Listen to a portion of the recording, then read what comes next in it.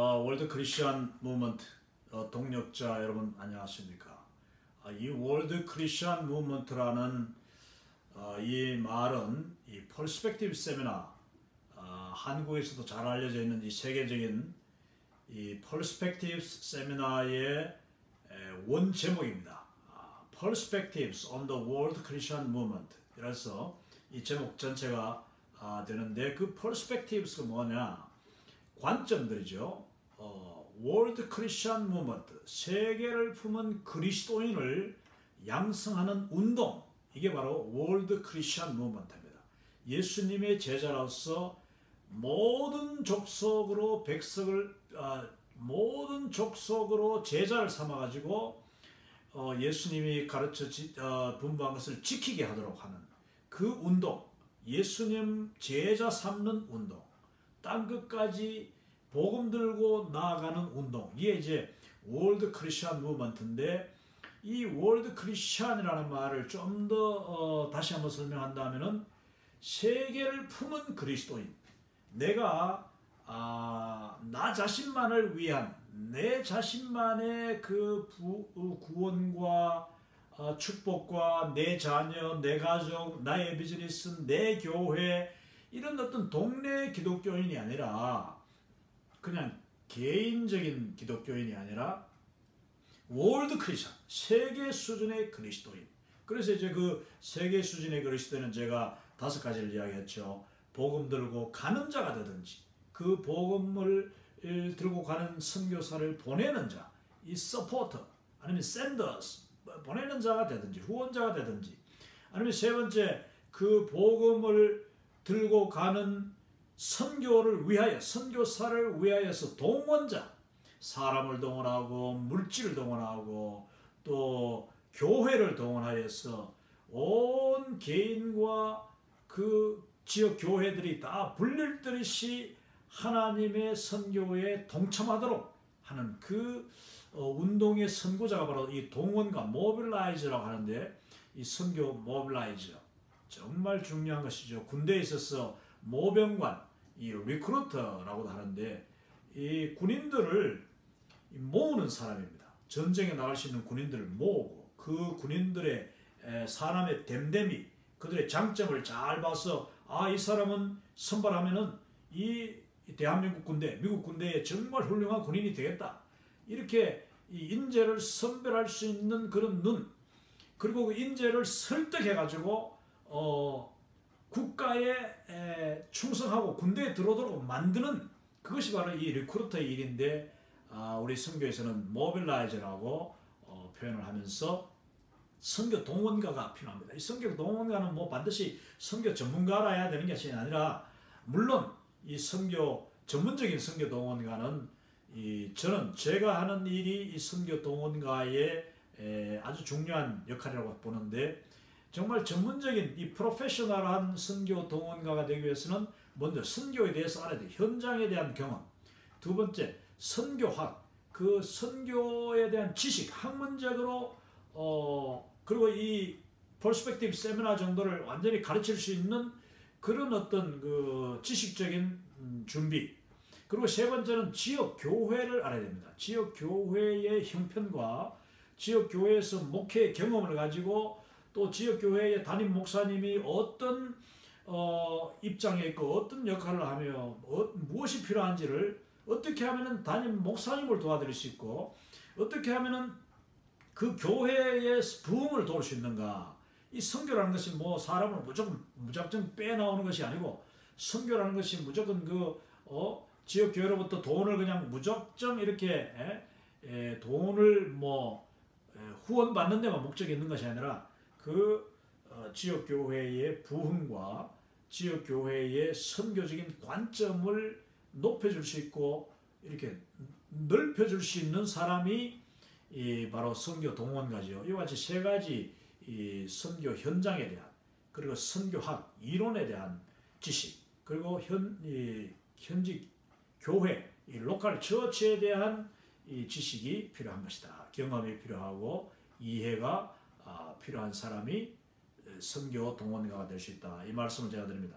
그리고 또한 네 번째 월드 크리스찬의 그 요소 가운데 하나가 환영자라고 제가 말씀드렸어요. 15가에서 제가 지금 강의했죠. 15가 여러분 꼭 한번 이 강의를 듣지 않으신 분이 있으면은 1화부터 15가지 시간 나는 대로 쭉 한번 그냥 뭐 들으십니다. 운전하면서도 이 유튜브 틀어놓고 아니면은 설거지 하면서도 틀어놓고 집에서 이렇게 무슨 뭐 텔레비전보다도 이것을 틀어놓으면은요 참 제가 아주 쉽게 설명하는 그런 선교에 대한 여러 가지 지식을 또 현장 소식과 온갖 그런 세계를 보는 눈, 이 선교를 보는 퍼스펙티브, 그 관점이 한마디로 형성이 되는데 15과는 그 전체 강의 중에서도 가장 핵심적인 아주 요약이라고 할 수 있습니다.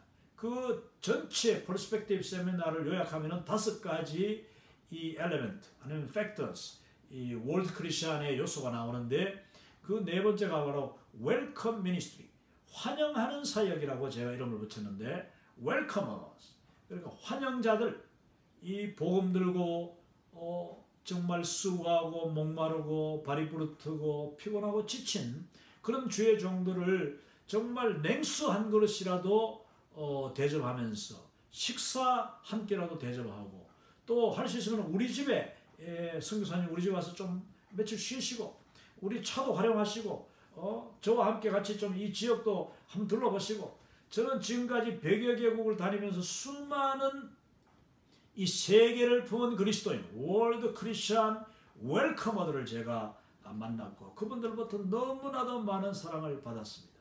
지금도 저는 저 스스로 역시 웰커머가 되려고 애를 씁니다. 정말 꼭 필요한 사람, 그들을 내 집에 들여서 그들을 환영하고 위로하고 격려하고 쉬게 하고 또 다시 힘을 얻어서 복음 들고 갈 수 있도록 만드는 것, 이게 바로 우리 후방에서 웰컴하는 환영 사역을 통한 이 세계 수준의 복음 사역에 대한 동참 방법이라고 말씀드렸습니다. 그리고 마지막 5번째 월드 크리스천의 그 요소는 중보 기도입니다. intercessory prayer, intercessory, 중보하는 기도. 하나님과 사람 사이에서, 하나님과 믿지 않는 자 사이에서, 하나님과 주의 종의 복음 들고 가는 전도자의 그 사이에서 이 기도의 미사일을 쏘아 그 선교 현장에서 시간과 공간을 초월한 하나님의 놀라운 기도 응답이 나타나도록 하는 것, 이게 바로 월드 크리스천, 세계를 품은 그리스도인의 놀라운 사역 가운데 하나죠. 이것은 개인적으로 할 수 있는 사역, 중보기도 사역이면서 동시에 제가 누누이 강조하는 것이 중보기도는 여러 사람, 또 다양한 사람, 그 배경이 다르고 교단이 다르더라도 또 국적이 다르더라도 정말 다양하고 서로가 다른 사람들끼리 만나서 그리스도로 하나가 되고 복음에 대한 열정으로 하나가 되고 서로 양보하고 서로 용납하고 서로 사랑하고 서로 섬기는 마음으로 모일 때에 그 중보 기도는 놀라운 파워를 가진다. 이것을 제가 계속 강조하는데, 그래서 신학적으로 서로 다른 목사님들도 이웃교회 정말 교단이 다른 교회 목사님을 초청하고 또 서로 교단 강단도 교류하고 또 선교에 대해서 서로 같이 기도하고 같이 교제하고 모일 때에 놀라운 이 중보기도의 역사가 나타난다는 것을 제가 말씀드리면서 이 월드 크리스천, 이 월드 크리스천 무브먼트, 세계를 품은 그리스도인 양성 운동, 이 운동의 이제 연장선에서 제가 지금 강의하는데, 이것이 첫 번째 특강은 이슬람 특강이었고, 제가 앞으로도 시간이 또 허락하는 대로 이슬람에 관한 무궁무진한 정말 우리 일반 이 성도님들 아니 뭐 목회자님들도 이 많은 분들이 사실 무슬림에 대해서 잘 모르고 있습니다. 이슬람 신학에 대한 것을 제가 계속 강의할 텐데 그 첫 번째 강의를 제가 했었고, 그리고 이제 특강 두 번째로 지금 현재 진행되는 한국교회 그 역사, 한국교회의 초기 역사를 둘러보면서 그 역사 속에 나타난 놀라운 하나님의 섭리, 하나님의 그 조선 땅, 조선 민족을 향하신 놀라우신 사랑, 그리고 우리 조선 이 옛 성도들, 우리의 조상들이 얼마나 열심히 헌신적으로 그리고 또 성실히 주의 복음을 받아들였고 그 복음에 동참하였는가. 그리고 그 조선 땅에 왔던 수많은 정말 세계에서 가장 뛰어난 선교사님들, 그 선교사님들이 이 활용했던 선교 전략과 그분들의 그 지혜, 선교에 대한 지혜, 그리고 협력, 서로에 대한 사랑, 헌신, 희생, 이런 것들을 지금 쭉 나누고 있습니다. 그 속에서 우리가 배울 게 너무 많다는 거죠. 그래서 한국교회 역사에서 배우는 선교 전략과 교훈, 그 10번째 강의를 지금 시작합니다. 근데 이것은 이제 전체적으로 유튜브 영상 세미나 월드 크리스천 모먼트의 전체 세미나로는 강의로는 오늘 59강이 되겠습니다. 이제 60번째 강의가 곧 다가오는데 정말 하나님 은혜로 지난 약 8개월 동안 이렇게 잘 진행을 하고 있습니다. 자, 그럼 오늘 또 먼저 이 예수 선교 전서, 이 예수님의 거룩한 가르침을 담은 이 신약 성경을 제가 잠시 또 펴가지고 이 책이 이렇게 펴니다. 또 이것을 이제 요거 겉장을 열고 겉장을 펴면은 이 속에 책이 들어 있습니다. 자, 이 예수님께서 가르친 신약 성경, 특히 우리 조선 옛 성도들이 직접 복음으로 받아들였던 최초의 이 성경 신약 전서를 지금 계속 이 강의 시간마다 역사 강의 시간마다 읽어오고 있는 강독을 하고 있는데, 우리 옛 성도들은 과연 복음, 우리가 지금 너무나도 쉽게 너무나도 또 자유롭게 읽고 있는 이 성경을 과연 어떻게 받아들였는가, 그들이 읽었던 그 최초의 성경은 과연 어떤 내용이었는가. 우리 조선어 한글로 된 이 성경을 읽고 있습니다. 오늘 마태복음, 자 제가 여기 보니까 마태복음 제 9장 마지막 부분과 10장 첫 부분입니다. 이 9장 마지막 부분과 10장 첫 부분, 이 부분을 여러분이 이미 잘 아시는 내용들인데 제가 원문을 조선어 최초 1887년도에 나왔던 그 1887년이죠.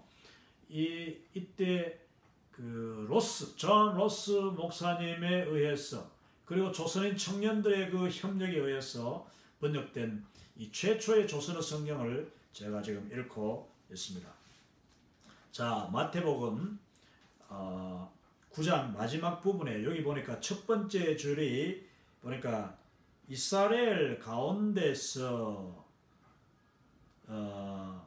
는 일인즉 가운데 서는 일, 즉 이런 일을 보지 못하였다 하니, 요게 이제 그 앞부분입니다. 9장 앞부분이고, 그리고 그 첫 번째 줄 중간에 바리새인이 가로되, 바리새인 여러분 아시죠? 바리새인들이 예수님에게 가로되 저 귀왕을 빙자하여 귀신을 쫓아낸다 쫓낸다 하다라. 여기서 이제 예수님을 보고, 예수님이 그 각종 귀신을 쫓아내고 병을 고치시고 하니까 그 이스라엘에서 이런 일이 도대체 어디 있느냐 하면서 바리새인들은 결론을 예수님이 하시는 일을 하나님의 능력으로 권능으로 보지 않고 저 귀왕을 빙자하여, 귀왕이 뭡니까? 이제 바알세불이라고 여기서는 우리 9장 한글 현대 한글에서는 다른 그 구절에서는, 그러니까 다른 복음서에서는 바리새인들은 이르되 그가 귀신의 왕을 의지하여 귀신을 쫓아낸다 이렇게 했는데, 마가복음, 누가복음 여기 보면 이제 바알세불을 의지하여서 귀신, 바알세불이 바로 귀신 가운데 왕이라고 이제 하는 그 당시에 사람들의 지식이거든요. 그렇게 하는 내용입니다. 여기 귀왕을 빙자하여 귀신을 쫓낸다, 이게 쫓아낸다를 쫓낸다 하다라. 그리고 이제 예수님께서 35절에 예수 향읍에 주류하여. 여기 지금 두 번째 줄입니다. 예수. 제가 이 성경이 좀 아깝지만은 뭐 이 좀 이렇게 읽는데 도움을 서로 주기 위해서 제가 띄어쓰기도 하지 없고, 이거는 띄어쓰기도 없고 점도 없고 하기 때문에, 느낌표도 없고 물음표도 없고 하기 때문에 이 성경을 참 읽기가 어렵습니다. 바로 그냥 쭉 이어져 있어가지고, 그것도 세로로. 그래서 제가 색칠을 해놨어요. 이제 색을 입혀놨는데, 둘째 줄에 보면은 예수 향읍에 주류하여. 이 향읍, 그 이제 예수님께서 도시와 마을에 두루 다니사, 모든 도시와 마을에 두루 다니사 그들의 회당에서 가르치시며 천국 복음을 전파하시며 모든 병과 모든 약한 것을 고치시니라. 그 예수님의 사역 세 가지를 그대로 이야기하였죠. 천국 복음을 선포하시고, 병든 자를 가르치시고, 약한 자를 약한 것을 고치시는, 천국 복음 전파하시고, 또 복음을, 성경을 가르치시고, 그걸 전파하시고 가르치시고 고치시는 그 세 가지 일을 지금 이야기하는데, 여기 보니까 모든 도시와 마을에 두루 다니며를 여기서는 어떻게 하냐, 예수 향읍에 주류하여. 주라는 것은 막 다니는 거고, 류라는 것은 이제 거하는 거죠. 그걸 아주 두 자로 딱 이렇게 요약했습니다. 하여 회당에서 가르칠세 천국 복음을 전하면 백성의, 그러니까 천국 복음을 전하면 했습니다. 전하면 백성의 질병을 고치다가 뭇 사람을 보고 어여삐 내기문, 어여삐 내긴다는 말을 여기 36절 보니까, 무리를 보시고 불쌍히 여기시니 이는 그들이 목자 없는 양과 같이 고생하며 기진함이라. 이것을 예수님께서는 무사람을 보고 엽비 내긴다. 엽비 내기문. 어여삐 여긴다는 말도 될 수 있고, 또 굉장히 측은히 여긴다라는 표현도, 번역도 이렇게 했습니다. 그 권고하고 뉴리함이, 유리한다는 말을 뉴리함이, 양이 목인 없음 같함으로써, 목인이라고 써있는, 목자를 목인, 이제 목자, 양을 치는 사람을 이제 목자라고 하는데, 옛날에는 목자라는 말이 없고 목인이라고 표현했습니다. 이게 이제 셰퍼드인데 조선어로 번역할 때는 이 말이 없었어요. 그러니까 이걸 어떻게 할까 하다가 이 로스 목사님이 결국 목인이다, 목양을 하는 사람, 그래서 목인이라고 했는데 나중에 목자라고 번역이 됐죠. 없음 같함으로써 이 함이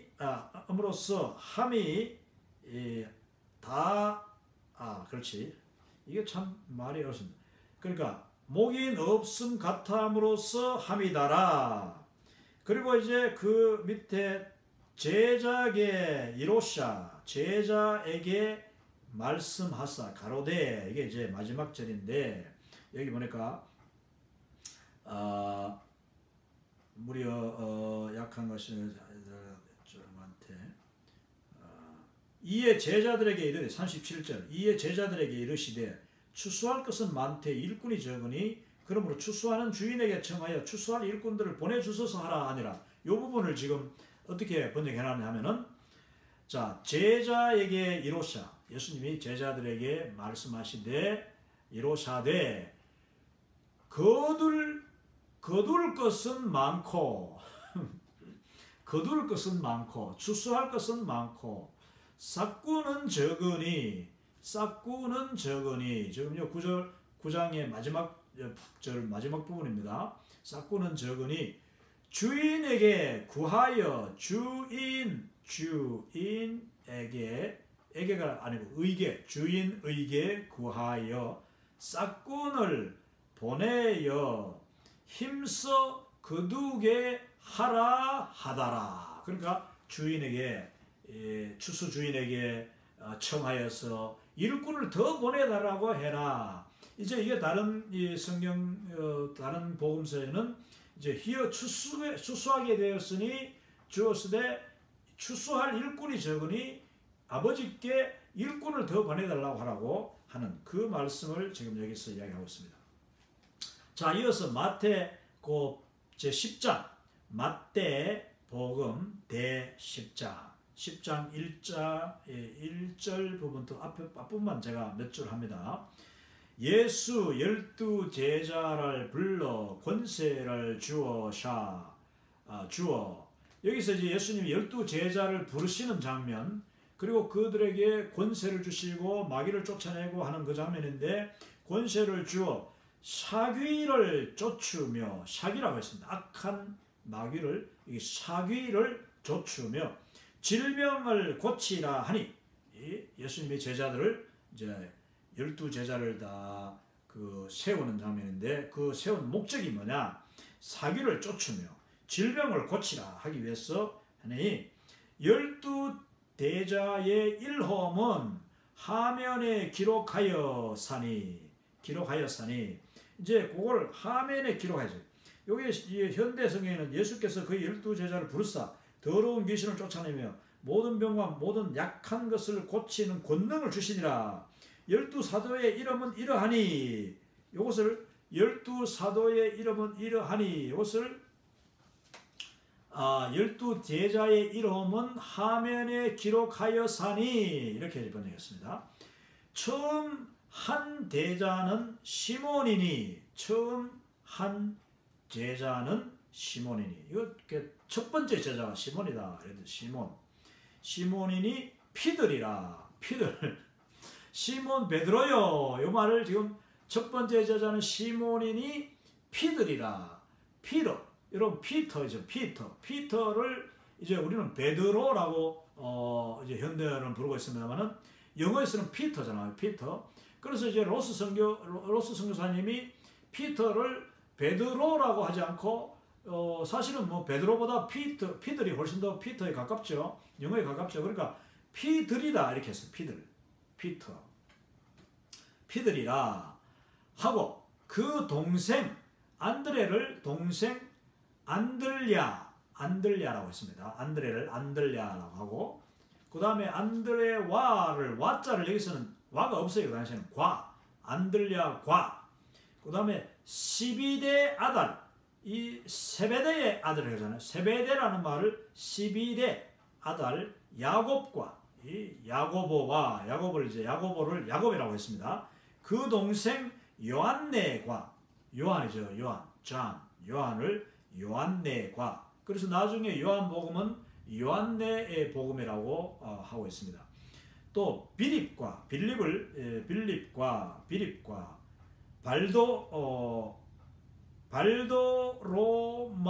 발도로마, 이 바돌로메를 발도로마과, 그 다음에 토마스, 그 다음에 세관 마떼과, 세리 마테와, 또 알베오의 아들, 여기 알베의 아들, 알페오를 알베라고 해서 알베의 아들 야곱, 여기서는 다 야고보라고 했는 것을 여기서는 야곱이라고, 구약적인 이름.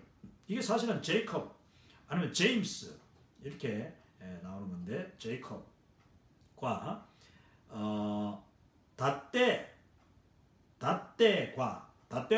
있죠. 다데오를 다떼라고 했습니다. 다떼과 예라 칭하는 시몬과, 여기서 예라 칭하는 시몬과, 이 시몬은 바로 열심당원 시몬과 이렇게 번역이거든요. 이 열심당원을 이 질럿이라고 합니다. 질럿, 영어로는 질럿인데 질럿, 이것을 영어는 질럿인데 왜 이것을 예라 칭하는 시몬과 했을까?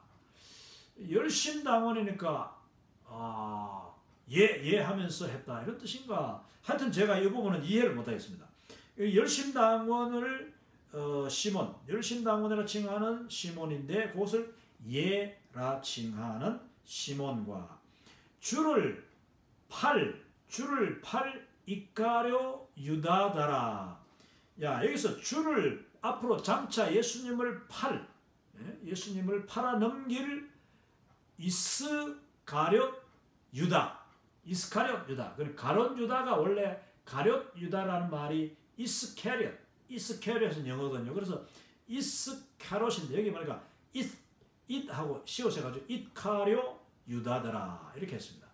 그러니까 그 영어에서 지금 한글로 번역하면서 발음을 오늘날과는 좀 다른데 어쩌면 또 영어에는 더 가까운 그런 지금 이름들을 볼 수가 있습니다. 그래서 가룟 유다까지 12명을 여기서 지금 소개하고 있습니다. 그 다음에 예수 12사도 알 보니 12사도 알 보니 12사도들 보내 12사도 알 보내며입니다. 보내며 명하여 가로샤되 외방의 길에 나가지 말고 사마리아 고을에 들지 말고 오직 이스라엘 집에 망한 양에게 행하라. 여기 보니까 이방인의 길에도 가지 말고 사마리아 고을에도 들어가지 말고 오직 이스라엘 집 이스라엘이라고 했습니다. 이스라엘 집에 망한 양에게 행하라. 여기 망한 양을 여기 길 잃어버린 양이라고 나중에 번역을 하는데 이 lost sheep, lost라고 하죠. lost라는 말이 이제 길을 잃어버렸거나 아니면 주인의 품에서 벗어나서 주인의 입장에서 아이고 내 어린 양을 잃어버렸네. lost예요. 하나님으로부터 잃어버림 받은 된 자들. 이것을 이제 여기서는 망한 양이라고 했습니다. 망한 양. 우리가 예수님의 품에서 벗어난 순간 하나님의 우리에서 벗어나는 순간 자유함 같으나 그것이 어둠의 골짜기로 그리고 그 가시덤불 속으로 그런 늑대들이 우글거리는 우리 밖으로 나아가는 그 양들 그들을 망한 양이라고 했습니다. 우리가 오늘날 얼마나 정말 망한 양이 많습니까? 길 잃어버린 양. 참 좋게 이야기하니까 길 잃어버린 양, 뭐 이렇게 이야기됩니다만 옛날 우리 최초의 성경은 망한 양이라고 표현하고 있다. 그래서 망한 양에게 행하라. 그러니까 아직까지 예수님이 마태복음 10장과 이게 누가복음 10장이 또 나옵니다만 마태복음 10장은요 12제자를 부르시고 그 12제자를 둘씩 나눠서 이제 보내는 장면이에요. 이것은 아주 그 전도훈련의 1차적인 전도훈련이요. 이것은 주로 대상이 이스라엘 민족이었습니다. 이스라엘의 잃어버린 양, 이스라엘의 망한 양들에게로 가서 복음을 전하고 그 다음에 가르치고 그 다음에 그들을 고치라. 이렇게 예수님이 직접 보여주시고 제자들에게 이 사명을 주시는데 누가복음 10장이 나중에 여러분 자세히 보시면 그때는 70인 제자들을 보내요.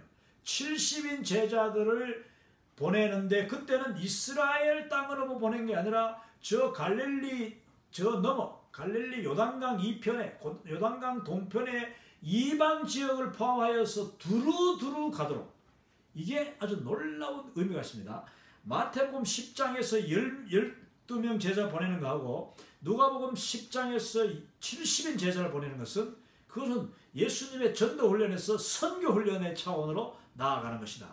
전도훈련은 국내 이스라엘 사람들에게 가라. 아직까지 사마리아도 가지 말고 이방인들에게도 가지 말고 그러니까 한마디로 요단강 건너편에 가지 말고 오직 이스라엘 사람들에게만 가라고 하시는 1차 그 전도훈련 여행. 그 다음에 누가복음 10장은 2차 전도 여행인데 그때는 이미 사람도 더 많아지고 제자들이 훨씬 더 많아졌어요. 그래서 70인들을 둘씩 짝을 보내는데 각 고을로 여러 고을 마을마다 이방인 지역까지 다 보내셔요. 그래서 선교훈련으로 이게 업그레이드 되는 것을 우리가 볼 수 있는 참고로 말씀드립니다. 그래서 마지막 줄에 보면은 행하며 전하여 가로되 천국이 가까웠다 하고 병을 고치며 죽은 자를 일게 하며 일게란 일으키며 일어나게 하며 이렇게 이제 넘어가는 것을 마지막 부분에서 볼 수가 있습니다.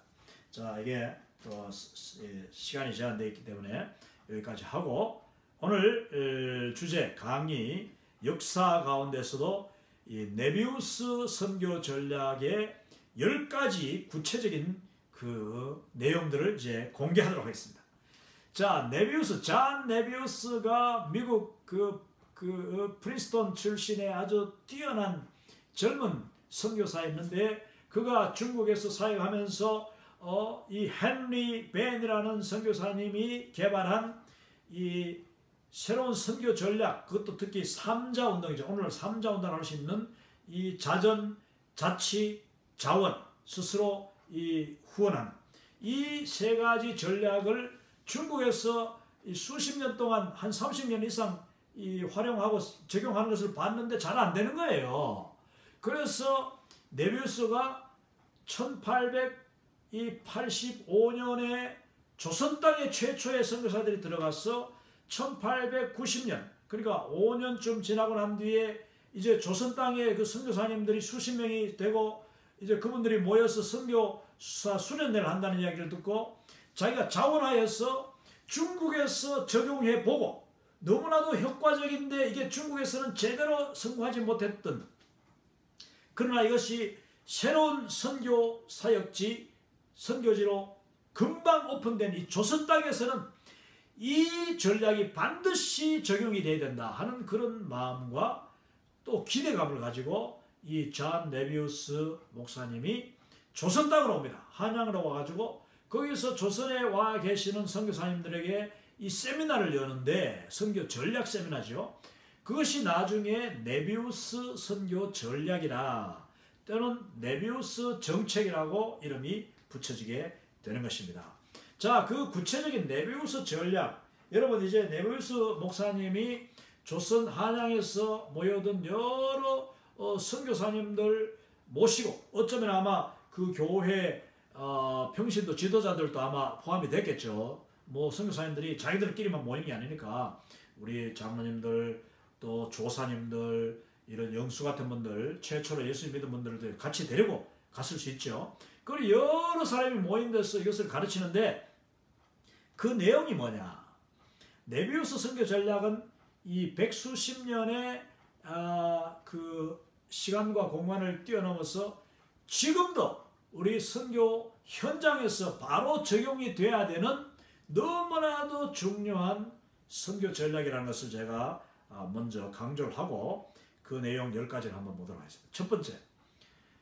첫 번째, 상류 계급보다는 근로 계급자들을 상대로 전도하는 것이 좋습니다. 중국 땅에서 전도해보니까 중국의 양반들, 중국의 그 관료들, 뭐 부자들, 귀족들은 복음을 참 쉽게 안 받아들이더라.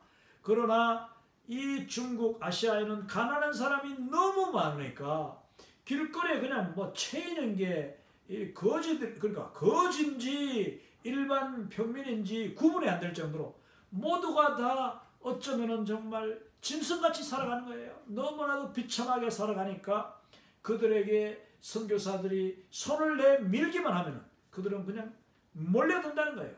그래서 상류 계급 너무 욕심내지 말고 근로계급자, 노동자, 지게 지고 지나가는 사람, 그 다음에 하수구를 청소하는, 똥을 치우는 사람, 소를 치고 돼지를 치는 사람, 밭에서 일하는 사람, 이런 사람들을 대상으로 먼저 복음을 전해라. 그러면 놀라운 이 반응이 일어날 것이다. 이렇게 했습니다. 이 중요한 거예요. 그런데 이제 오늘날 현대화된 오늘날은 이 선교가 도시 중심의 선교, 그리고 또 여러 그 도시, 대도시에 모여든 수많은 젊은이들, 또 특히 배운 사람들, 또 새로운 문물에 관심이 많은 사람들에게 복음을 전함으로써 이 네비우스 선교 전략과는 조금 다른, 지금은 시대가 바뀌었으니까요. 대상이 이제 많이 바뀌었다 하는 것을 이제 말씀을 드립니다. 그러나 이 네비우스 선교 전략이 적용되던 이때만 하더라도 1890년대 이때만 하더라도 상류계급보다 근로계급을 상대로 전도하는 것이 훨씬 더 효율적이었다. 이렇게 전략을 우리가 이해하면 되겠습니다. 두 번째, 부녀자들에게도 전도해라. 부녀자들에게 전도하십시오. 그리고 기독교 소녀들을 교육시키십시오. 이 아시아에는 중국이나 조선이나 여자들을 그냥 천시하고 여자들은 인간 취급도 안 하고 다 그냥 무시당하고 너무나도 참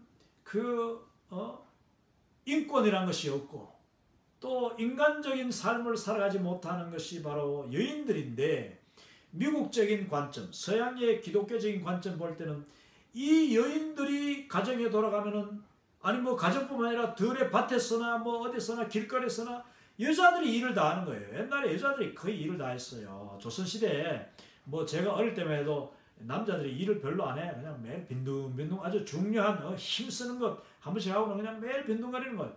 그럼 여자들이 그냥 밥하는 거, 기저귀 빠는 거, 빨래하는 것, 빨래는 얼마나 어렵습니까? 아이고 저도 우리 어머니 따라서 그냥 그 저수지에 한참 수백 메터 걸어가지고 그 저수지 겨울에 얼음 깨가지고 거기서 옆에다가 불 피워놓고 물을 끓이면서 거기다 빨래를 삶아가지고 또 저수지 물에다 얼음물에다가 빨래를 담궈서 그냥 헹궈내가지고 다시 짜가지고 말려 익어와가지고 집에다가 말리고 하는 그 중노동들이다. 그걸 다 여자들이 했는데 그 부녀자들에게 전도하라.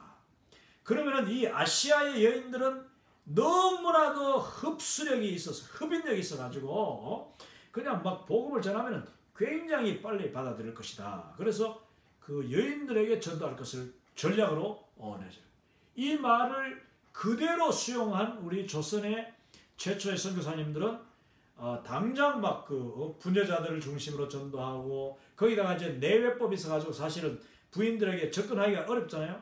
근데 그 양반 부인들한테는 사실 접근하기 어렵지만 길거리에 뭐 매일 이고 지고 다니는 이 일하는 여인들한테는요, 이 또 그 여인들한테는 아이들이 또 같이 또 있으니까 여인들이 혼자 있고 양반 여인들한테는 가까이 가기 어려우나 그 평민들 또 정말 낮은 천민들 그 여인들은 접근하기도 쉽고 또 그들에게는 언제나 아이들이 주변에 있기 때문에 그 복음을 전하기가 참 쉬웠다는 거죠. 이 전도지를 주기도 하고 말로 전하기도 하고 하기가 쉬웠다. 그러다 나중에 이제 내외법이라는 것 때문에 결국은 그것을 극복하기 위해서 여자 권서인들 또 여자 전도사들, 여자 전도인들을 많이 양성하는 그런 전략으로 발전하게 됩니다. 아무튼 두 번째 전략은 여인들에게 집중하여서 전도하고 또 그 소녀들을 이제 복음만 그들에게 줄 것이 아니라 그 어린아이들은 조선 사람들은 절대로 안 가르친다. 한자는 물론이요. 한글도 안 가르치고 아무것도 안 가르친다. 그냥 애들 어릴 때부터 부려먹기만 한다. 그러면 그 어린아이들을 복음화하고 그 아이들에게 교육을 시키면은 이 나라가 놀랍게 변화될 것이다. 얼마나 정말 정확한 판단이었나 우리가 아시죠? 세 번째, 초등 수준의 기독교 학교를 경영하고 거기서 젊은이들을 어릴 때부터 복음으로 양육하라. 이게 전략이었어요. 그래서 이미 뭐 시작했습니다만은 이때부터 더 많은 기독교 학교들이 시작이 되고 또 그 젊은이들에게 포커스. 자, 젊은이들, 어린아이들, 여인들, 또 가난한 자들. 지금 대상이 나오는 거죠. 대상에 대한 전략입니다. 선교 대상. 자, 그대로 됐던 것을 우리가 역사를 돌아보면 알 수 있습니다. 조선교회는 주로 이와 같은 이 정말 천하고 무시당하고 아무런 참 그런 고난도 없던 사람들, 항상 이 음지에 있던 사람들, 이 관심의 대상에서 벗어나 있던 그들에게 복음의 관심이 쏟아지고 선교사들의 사랑이 쏟아지고 그들이 교육을 하고 그들의 이 관심을 통하여서 이들의 눈이 뜨이는 놀라운 역사, 마치 어두운 가운데 빛이 비치는 같은 그런 역사가 이 네비우스 전략으로 말미암아 이제 한국 조선 땅에 비춰지게 됩니다. 네 번째, 교역자도 이런 교육을 통해 배출될 것을 주목하라. 교역자가 뭐 하루아침에 나는 것이 아니다. 조선의 교역자가 뭐 양반들이 말이야 글 잘 알고 뭐 문자하고 쓰는 그런 양반들이 교역자가 된다고 생각하지 마라. 이 비록 천하고 글자도 모르고 문명이지만은 그들에게 다가가서 글을 가르치고 교육하고 성경 가르치고 그들을 존중할 때에 그들이 장차 조선 교회의 지도자가 될 것이다. 이것을 그 비전을 이미 이 네비우스 선교사님은 심어줬습니다. 이게 놀라운 거죠. 우리가 선교지에 가면은 많은 지금도 선교지에 제3세계 선교지는요. 이 글자 모르는 사람들이 너무나 많습니다. 그리고 그냥 시장 바다에서 뒹굴고 이 밭에서 뒹굴고 아이들도 그냥 시장 바다에서 뭐 교육이라는 거 없고 그냥 거기서 뭐 훔치고 또 그냥 싸우고 그 부모 밑에 그냥 그 박스 종이 박스 속에 자고 이런 모습을 너무 보는 거죠. 근데 거기에 선교사님 한 분이 들어갈 때에 그 아이들에게 정말 복음을 전하고 그들을 모아가지고 그들에게 사탕도 나눠주고 캔디도 나눠주고 초콜릿도 나눠주고 과일도 나눠주고 하면서 그들을 모아가지고 복음을 나눠주는, 그럴 때 그들의 눈빛이 변화되고 또 그들의 이제 머리가 깨이고 그리고 그들의 세상을 보는 눈이 열려서 세계관이 기독교적인 세계관으로 바뀔 때에 장차 이제 수십 년 뒤에는 그들이 바로 그 나라의 지도자가 되는 거예요. 저는 그런 모습들을 너무너무 많이 습니다. 최근에 가는 우리 에콰도르, 그 다음에 볼리비아, 뭐 에티오피아 이런 데 가면 선교사님들이 다 그 어린아이들, 여인들, 그리고 청년들을 대상으로 복음을 전하는데 이게 얼마나 놀라운 일인지 모릅니다. 그 가운데서 교역자가 또 나오는 거예요. 그 가운데서 주의 종들이, 복음 전도자들이 나오게 되는 것이죠. 한국교회 여러분 역사를 보십시오.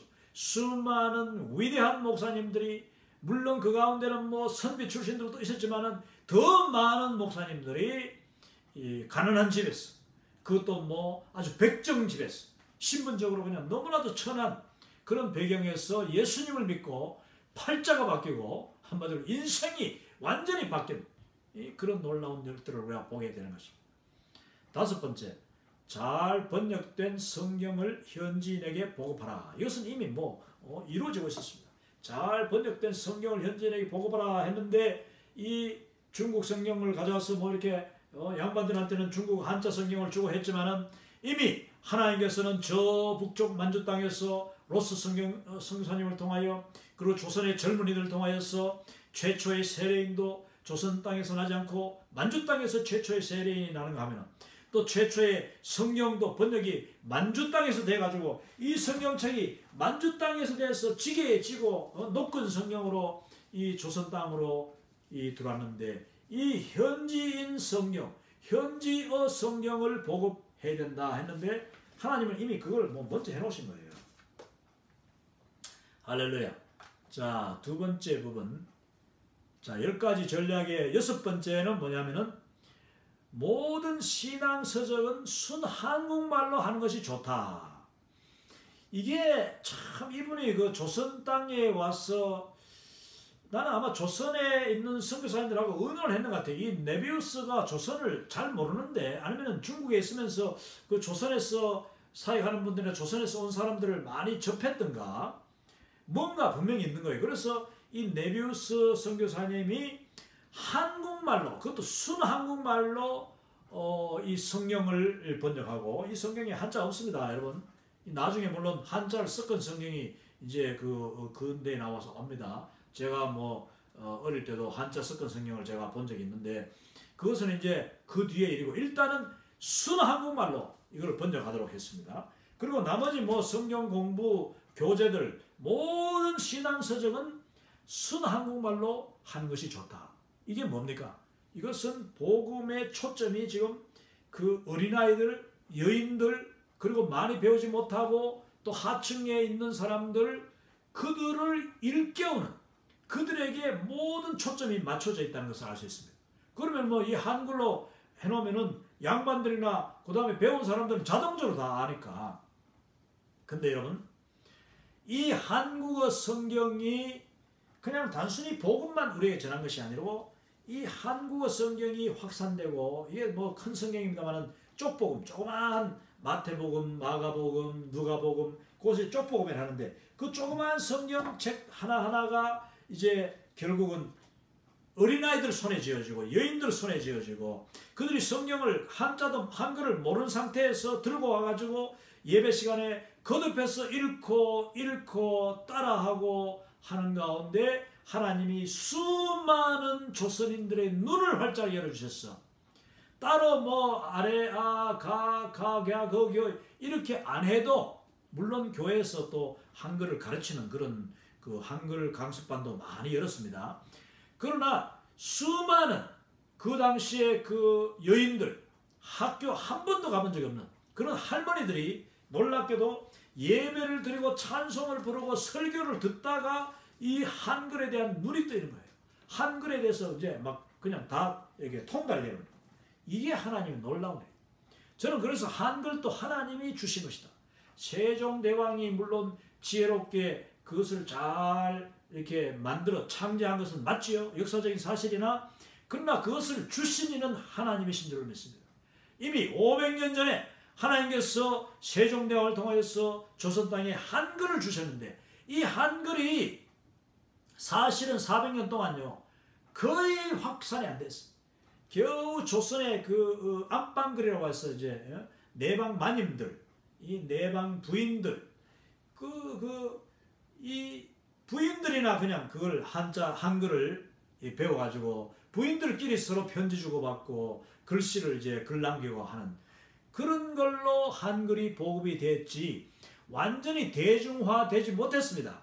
왜냐? 한글을 가르치는 학교도 없고 뭐 서당에서 계속 그 유교 그 공자왈 맹자왈만 가르쳤으니까 서당에서 한글을 가르쳤느냐? 가르치지 않았습니다. 그러다 보니까 이 조선어 한글은 복음이 들어오고 기독교가 확산되기 전까지는 전 국민의 글자가 아니었다는 겁니다. 이건 우리는 분명히 알아야 돼요. 이건 역사적인 사실이고 모든 국어학자들이 인정하는 거예요. 모든 국어학자들이. 왜? 국어의 보급의 결정적인 국어가 전 국민의 말이 된 한글이 전 국민의 민족의 글이 된 그 계기는 바로 기독교의 확산. 기독교가 순한국말로 복음을 그냥 시골 꼴짝꼴짝까지 쪽복음을 막 뿌리니까 그 쪽복음을 통하여서 그리고 여러분 예배 시간에 옛날에 시골교회 예배 시간에 뭐 찬송가가 다 일일이 없으니까 찬송가 한 장 한 장을 전부 다 그려요. 그래가지고 궤도라고 해서 이제 전지 그것도 이 큰 전지 그 닭종이 이 문종이 있죠. 닭종이에다가 그걸 다 써가지고 그것을 다 온 교인이 보면서 이제 읽는 거예요. 붓글씨로 썼기 때문에 멀리서도 다 보여. 가사만 보이니까.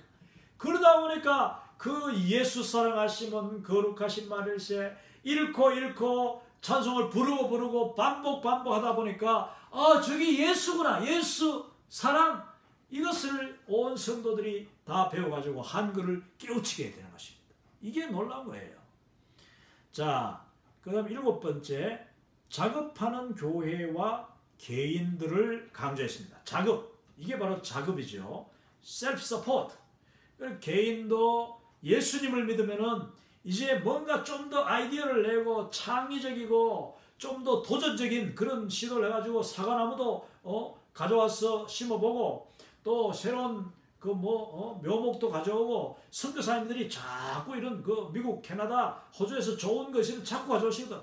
그래가지고 이 교회 다니는 사람들이 정보에 앞서고 또 새로운 문물에 또 깨이고 글을 알고 하니까 그 작업할 수 있는 그 가정이 더 형편이 나아지고 또한 그 아이들을 또 교육시킬 수가 있고 학교를 보내고 또 성경학교도 보내고 이렇게 하니까 교회를 통하여서 삶의 질이나 그 생활이 점점 향상될 수가 있었다.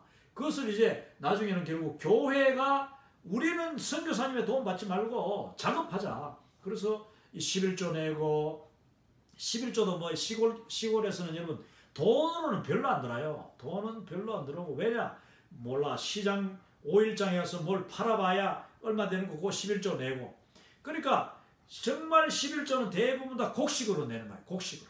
뭐 오이 10개 따면 하나 드리고 하나만 드립니까? 2개씩 그냥 주님 앞에 드리고 호박 10개 따면 하나 드리고 또 감자 한 가마니 하면 그 중에 한 마리를 떼가지고 또 교회 드리고 이런 식으로 하면서 모든 곡식과 소출의 10분의 1을 주님 앞에 드렸다 하는 것입니다.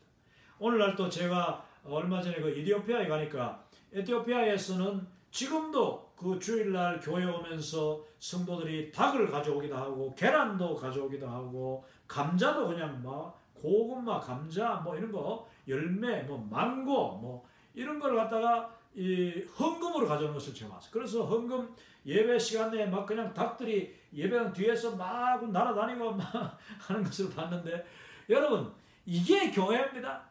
이게 정말 초대교회의 모습 그대로였어요. 한국교회도 바로 그랬던 것입니다. 그래서 자급하는 교회와 개인 거기에 사과나무 복음은 지난 시간에 이야기 말씀드렸다. 8번째 동족의 전도에 의해서 부흥되도록 전도 교육에 진력해야 된다.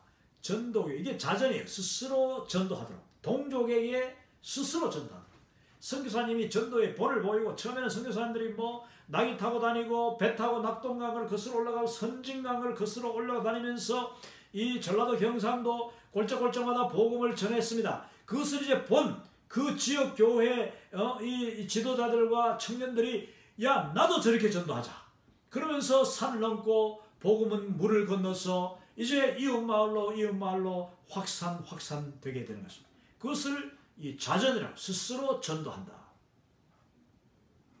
그래서 전도 교육을 이제 많이 합니다. 전도 교육을. 그래서 부흥회 때 주로 하는 게 전도 간증, 전도 교육, 또 복음을 어떻게 전하며 어떻게 사람을 데려오는가 이게 막 그냥 그 실제로 또 전도를 계속 하니까 제가 그 날연보 이야기죠. 날연보 이 사경에 맞추고 나면은 내가 앞으로 한 달에 며칠은 주님 앞에 전도하는 날로 드리겠습니다. 그래서 날연보예요. 돈으로 드리는 것이 아니라 자기 시간을 드리는 거죠.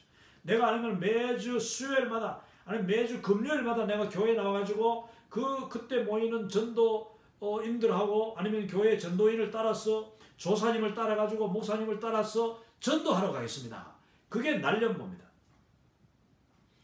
9번째, 교제가 잦은 의료 선교사들이 가르침과 모범을 보였다. 교제가 잦은 의료 선교. 의료 선교사들이 교제가 왜 잦느냐? 이 의료 선교사님들이 그때는 뭐 의료 선교사가 의사가 아니고 그분들의 우선순위는 복음 전도자 선교사들이에요. 선교사들인데 의사로 이렇게 교육받은 사람, 그리고 예를 들어서 헤론 선교사님 같은 분들, 뭐 옛날에 재중원 이런데 아주 온 외국 선교사들, 의사들은 다 그냥 선교사예요. 저 평양에 갔던 제임스 셰우드 홀 선교사님, 제임스 셰우드 홀이죠. 그 다음에 제임스 홀, 그 다음에 또 그 부인 로제타 홀, 이런 분들은 다 그냥 정말 조선 땅에 올 때 의사지만 미국에서 최고의 학문과 최고의 의사 교육을 받은 분들인데 그것도 부부가 다 헌신해가지고 조선 땅 평양에 와서 완전히 생명을 바친. 그래서 제가 그 책을 소개했죠. 조선회상. 꼭 한번 읽어보십시오. 조선회상 800페이지나 되는 두꺼운 책. 이 책처럼 이렇게 생겼는데 어마어마한 책입니다. 그런데 거기에 놀라운 역사, 놀라운 100년 전의 그 평양 시내 이야기, 평양 사람들의 살아가는 모습, 그들이 어떻게 복음을 받아들이고 어떻게 복음에 거부하고 어떻게 선교사들을 핍박하고 어떻게 예수 믿는 사람들에게 돌을 던지고 그 장면들이 너무나도 생생하게 기록되어 있는 책이 조선회상입니다. 그와 같이 의료 선교사들이 복음의 본을 보이니까 그 사람들이 현지인들이 우리도 특히 여러분 사람 죽어가는 거 고쳐놔 보십시오. 죽어가는 자식을 고쳐보십시오. 그러면 그 부모들이 얼마나 그 선교사님에게 감사하고 그러다 보니까 복음을 그냥 흡수하는 거예요. 그리고 그들이 받은 사람 그대로 또 다른 사람에게 예수님을 전하는 거예요. 사랑을 전하는 거죠. 이게 조선 땅에 일어났던 놀라운 일인데 이것이 바로 네비우스 선교 전략이었다. 오늘날 우리 선교지에 수많은 의료 선교팀이 갑니다. 그것도 네비우스 선교 전략이에요. 그러면 의료 선교팀이 의료 고치는데 물론 집중해야 되지만 그러면서 동시에 그 선교사님 그리고 또 의사 선생님 간호사님들이 한 명 한 명 붙잡고 기도해주고 안아주고 그 냄새나고 고름 터지고 피 나고 하는 정말 그들의 몸을 안아주고 만져주고 고쳐줄 때에 그 복음이 함께 들어가는 줄로 믿습니다. 이게 바로 예수님이 하나님 나라를 선포하시며 말씀을 가르치시며 병든 자를 고치시는 이 세 가지 사역, 이것을 예수님이 다 보여주셨잖아요. 자, 마지막 이 네비우스 선교 전략의 구체적인 이 전략 10번째는 선교사에게 치료받고 전도받은 사람은 그 받은 전도, 그 사랑, 그 선교사님과 만났던 그 감격, 또 그게 하나의 그 놀람이잖아요. 이 조선 사람이 이 서양 사람, 그것도 뭐 갓 쓰고 아니면 한복 입고 이렇게 앉아가지고 치료하는, 그리고 한국말 하는 그 선교사님을 볼 때 얼마나 인상 깊고 놀라고, 그 이야기를 자기 고향으로 막 달려가가지고 이야기 다 하는 거야. 추석날 가면 다 이야기하고, 모인 시골 친구들, 아니면 뭐 친척들, 자기 부모 형제, 만나는 사람마다 이야기하는 거예요. 선교사를 만났는데 그분이 나에게 이렇게 치료해주고, 그분이 책을 가르쳐주는데 그 책에 놀라운 이야기가 있더라. 그것이 입에서 입으로 또 먼저 받은 자가 또 믿지 않는 자에게 전하는 그런 이 한국의 놀라운 전도의 운동이 여기서부터 시작된다. 그리고 고향을 방문하고 역시 그 선교사가 한 것처럼 전도하라. 그 선교사가 한 것처럼 어떤 사람은 선교사의 그 말투까지 흉내내면서 이 하나님이 당신을 사랑하시고 하사 예수님을 이 땅에 보내셨다고 그런 말투까지 흉내내더라는 거. 그럴 때 얼마나 그게 흥미롭습니까? 조선 땅에 뭐 TV가 있습니까? 신문이 있습니까? 라디오가 있습니까?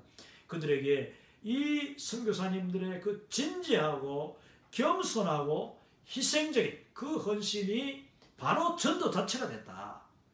그것이 전도 자체가 됐다. 겸손한 성님. 여러분, 우리 한국 그 선교사님들 전 세계 어디든지 가보면은 정말 우리 한국 선교사님 같이 헌신적이고 희생적이고 겸손하고 또 현지인들하고 어울리고 그들과 함께 먹고 함께 자고 그들과 함께 일하고 완전히 그냥 현지화되는 아이덴티피케이션, 동일화죠. 예수님이 우리의 몸을 입고 우리 가운데 오셔가지고 죄인들 가운데 한 사람처럼 정말 온갖 고난과 질고와 시험과 궁핍과 목마름과 배고픔을 다 경험하신 그 예수님처럼 우리 선교사님들이 선교 현장 속에 세상 속으로 들어가서 그 섬기는 그 섬김이 바로 그 현지인들에게 엄청난 도전과 감동과 감격과 인상적인 그런 지울 수 없는 인상을 새겨주게 되는 것입니다. 그러면 그들이 또한 그 본대로 배운 대로 들은 대로 하던 방식 그대로 또 다른 사람에게 전도하게 되는 것입니다. 이것을 여러분은 이미 잘 하고 있습니다만은 다시 한번 이 네비우스 선교 전략 120년, 130년 전의 것을 다시 우리가 끄집어냈어. 이 전략의 놀라운 비밀들, 엄청난 교훈들, 그리고 그 놀라운 능력 있는 이 전략들을 우리가 다시 한번 우리 자신들에게 적용하고 우리 삶 속에 적용할 때에 한국교회는 더욱 부흥할 것이고 또 한국교회로부터 파송받은 전 세계에 나가 계시는 모든 선교사님들의 사역 역시 더 아름답게 열매 맺게 될 줄로 믿습니다. 자, 오늘 여기까지 강의하고 다음 시간에는 이제 아마도 이 역사의 마지막 부분으로 한국교회 역사에서 배우는 교훈 마지막 부분으로 자, 그러면 초기 선교사님들이 와서 열심히 했지만은 그분들의 그 한계, 그분들이 어쩌면 실수 아니면 문제점들, 왜 이 문화적인 차이, 뭐 이건 어쩔 수 없는 거죠. 우리도 지금 선교지에 가면은 아무리 열심히 하더라도 그분들을 잘못 이해하거나 또 서로 간에 어떤 이렇게 그 오해, 문화적인 그런 차이로 말미암아 뭐 때로는 섭섭한 일도 생기고 또 감정적으로 이렇게 어긋나기도 하고 실패하기도 하고 하는 그런 일이 나는데 자, 거기서 우리가 얻을 교훈은 무엇인가 하는 것을 이제 다음 시간에 공부하도록 하겠습니다. 자, 오늘 그럼 여기까지 강의합니다. 감사합니다. 할렐루야. 여러분 평안하십시오.